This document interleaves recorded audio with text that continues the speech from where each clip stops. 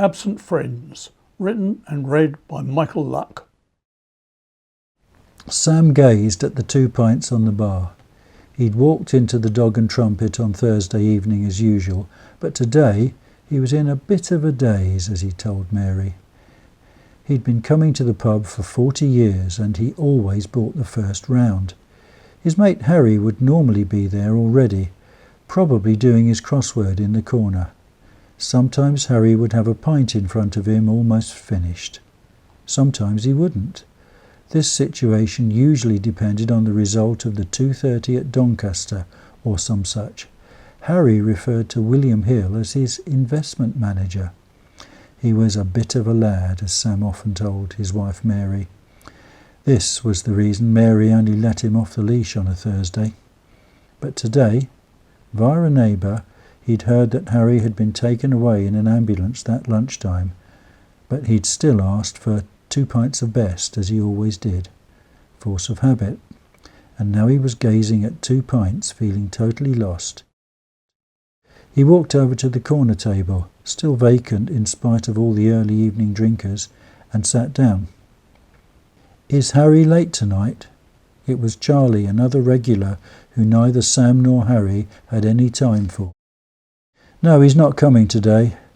Sam decided not to give any more information to Charlie. Harry wouldn't want him to. "Nosy bastard," Harry would have said if he was here, which he wasn't. Sam felt bereft. He thought he would slowly drink his pint and then wander home. If Charlie said anything, he might just ignore it.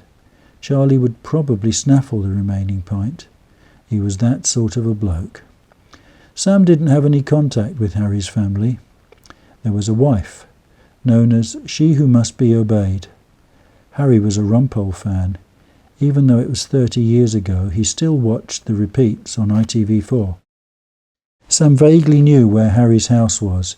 He thought he'd drop a get well card round in the morning. Just then, he was aware of a feminine perfume at his side and then a voice. "Are you Sam? Harry said you'd be here. Can I sit down?" Sam nodded. The woman had puffy eyes and her voice was a little croaky. "Harry died this afternoon at the hospital.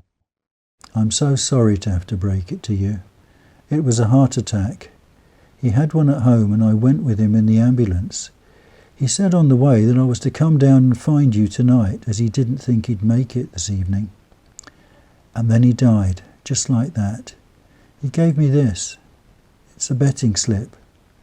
I don't know if it's a winner, but he said if it is, you must keep the money.